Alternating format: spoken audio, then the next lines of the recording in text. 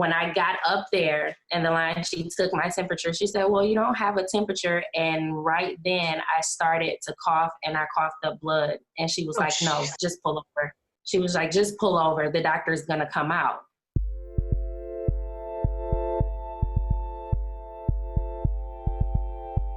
It was definitely a journey that I went on. It was very scary. Let's go back a little bit. So you said that you went to the hospital, and when you got to the hospital, it was pretty crowded? Yes, it was so many people. There was a line that you had to go through, and they give you this paper telling you all the symptoms that you would have if you had COVID. And then they make you sign this insurance paper. You don't go inside until they actually screen you. So they take the head thermometer, they test your temperature. They ask you a few medical questions about your history. So with them just doing that, it was like something to go through, to see all those people. And depending on what was going on with you, you either go to the left or you go to the right. And when I got up there in the line, she took my temperature. She said, well, you don't have a temperature. And right then I started to cough and I coughed up blood. And she was like, no, just pull over. She was like, just pull over. The doctor's going to come out.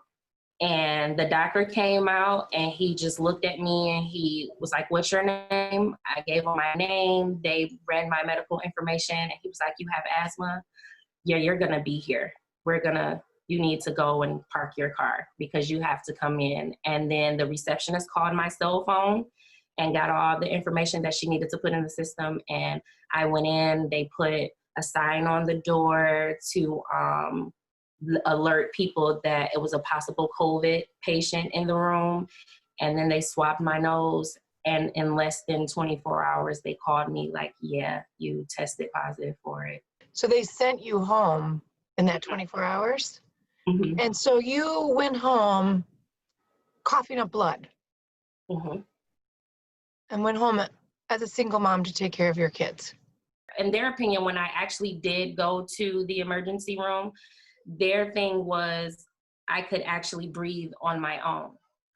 So with me still being able to breathe on my own, although they were talking about pneumonia and blood clots and me actually testing positive for it and the whole coughing up blood thing, it was a lot of people that were there whose symptoms were way worse than mine. So for me to actually be able to breathe and could get up and walk around, they were like, you're just going to have to go home and self-medicate.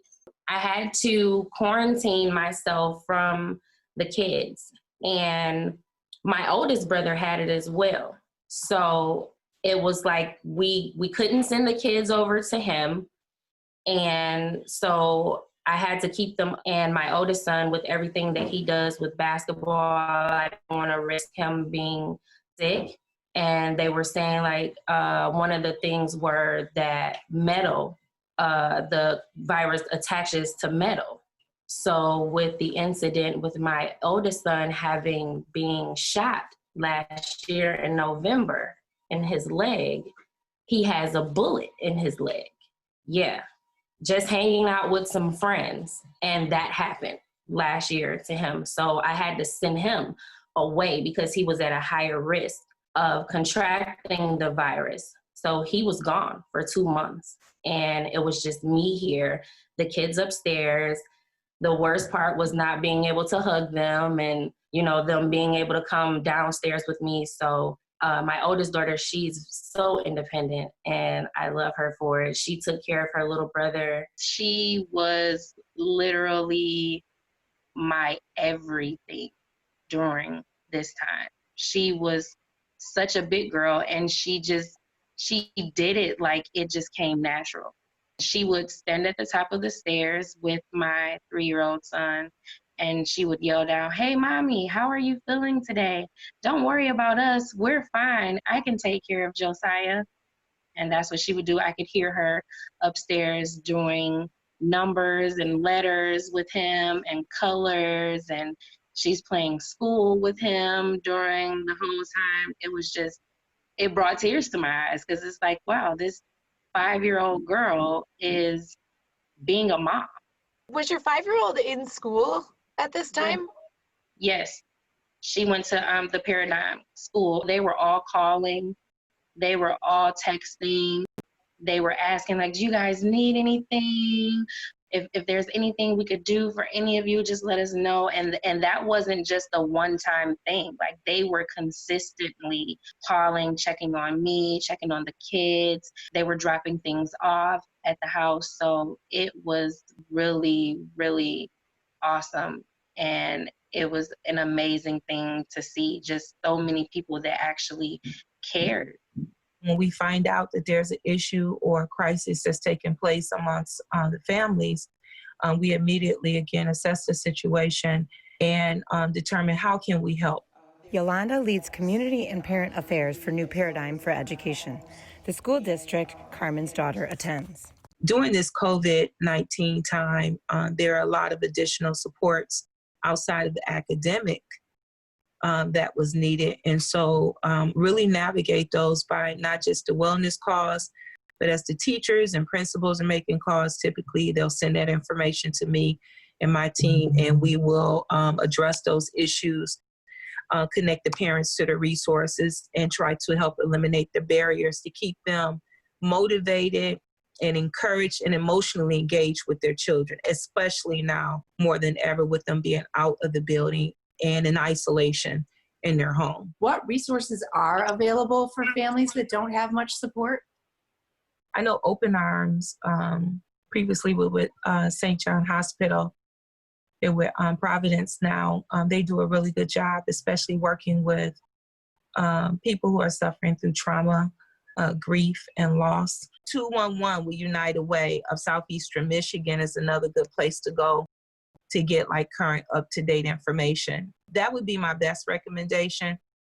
And then just trust your gut. You got to be real careful right now too, Tara, because there's a lot of spam and there's a lot of suspicious behavior out there taking advantage of people. That's why I do my best to call before I send somebody somewhere, because I would never want to be a part of connecting somebody to an organization or a faulty group that's not really functioning on the right side to cause more damage while people are trying to find help.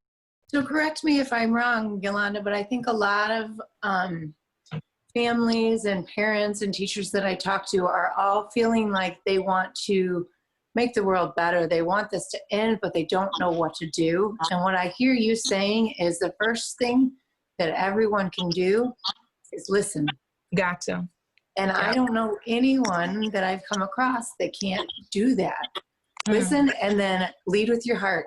Thank you for your time and thank you for everything you do. You're such a bright light, and thank you for what you did for Carmen and for all of the other folks that we don't know about that you help behind the scenes.